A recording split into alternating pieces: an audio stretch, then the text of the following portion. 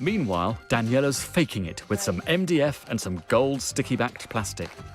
You know, this is kind of a rip-off of like a real high-end designer piece that's like, you know, thousands of pounds. It's going to be very, very subtle. It's going to sit on the rug and yeah, just kind of be a little glimmer of gold underneath.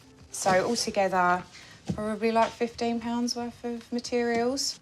And you just, a bit like wallpaper really, you just smooth as you go, pushing out any air bubbles and stretching it down.